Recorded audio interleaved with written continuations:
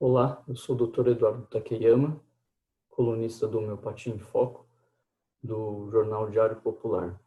Essa semana, o tema será vitalismo. Caso esse seja o primeiro vídeo que você esteja assistindo dessa coluna, eu recomendo que você veja os anteriores para entender um pouco melhor qual é a proposta da coluna. Isso é apresentado pelo Dr. Silvio. Depois, vejo também um pouco da história da homeopatia, desde a sua sistematização por Samuel Hahnemann até a chegada ao Brasil com o Dr. Bento Muri.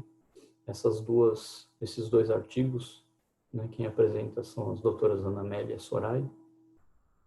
E o tema de hoje é o segundo princípio homeopático que a gente vai abordar. Semana passada a doutora Fernanda já abordou a lei dos semelhantes.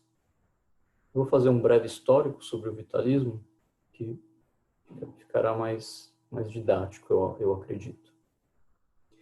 Então, na Grécia, os pré-socráticos, que são denominados desta maneira porque vieram antes de Sócrates, que é um filósofo mais famoso, eles deram início a questionamentos de uma maneira mais organizada sobre a origem da natureza e da vida.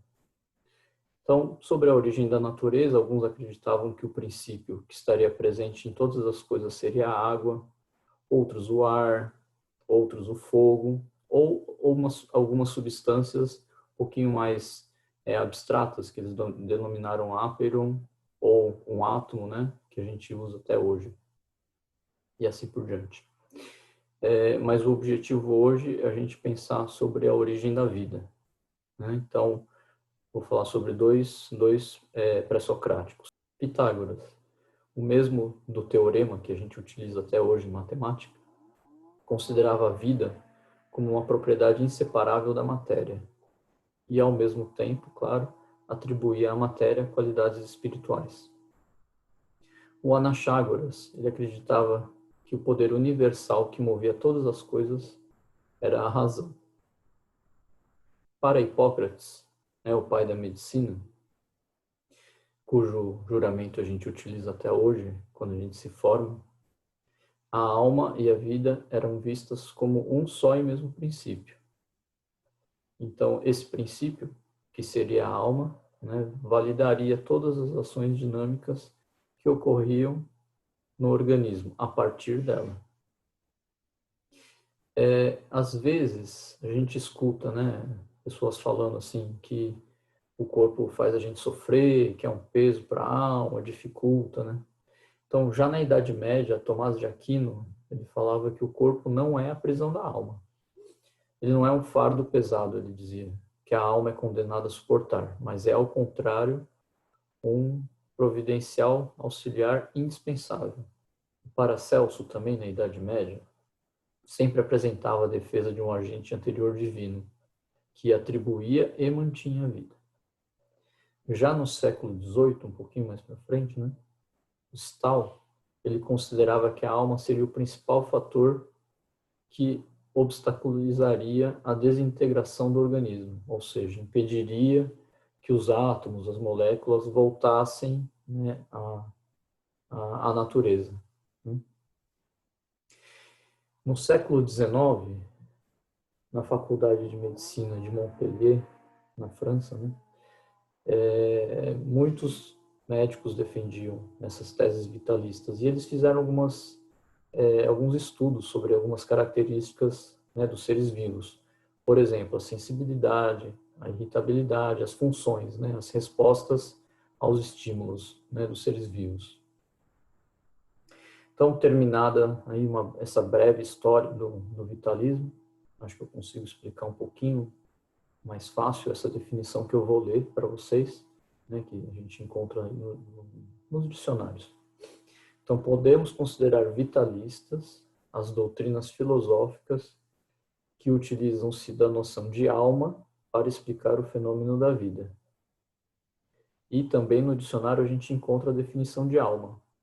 Então, a alma pode ser definida como o conjunto das atividades inseparavelmente ligadas à natureza do ser humano, pensamento, afetividade, sensibilidade, etc., entendidas como manifestações de uma substância autônoma ou parcialmente autônoma em relação à materialidade do corpo.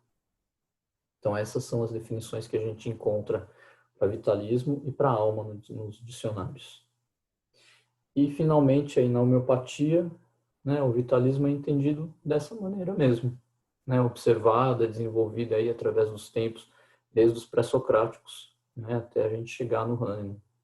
Ou seja, primeiro, sem esse princípio imaterial, que a gente pode dar o nome aí de alma, né, é só um nome, o nosso organismo ele não é capaz de nenhuma sensação, nenhuma atividade, não é capaz de autoconservação.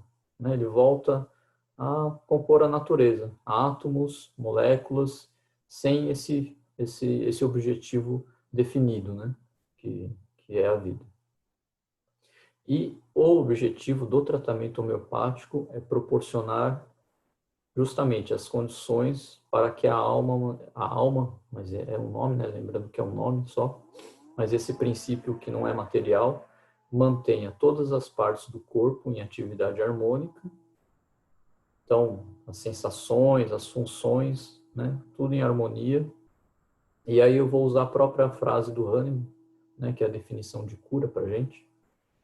E tudo isso para que o espírito dotado de razão, que reside em nós, possa livremente dispor desse instrumento vivo e são para atender aos mais altos fins de nossa existência. Ou seja, o objetivo do tratamento homeopático é possibilitar que através de um corpo são, né, o espírito, a nossa razão, né, aquilo que é a alma, né, possa utilizar, como São Tomás de Aquino falou, como um instrumento, como um auxílio, né, para o seu desenvolvimento e atingir assim de maneira individual, né, os objetivos aí da vida de cada um. Tá bom? Espero ter conseguido passar o conceito de vitalismo, né, dentro da homeopatia, como ele foi desenvolvido na história desde os pré-socráticos, e espero aí que vocês assistam os próximos vídeos, que a gente vai estar falando dos outros princípios homeopáticos.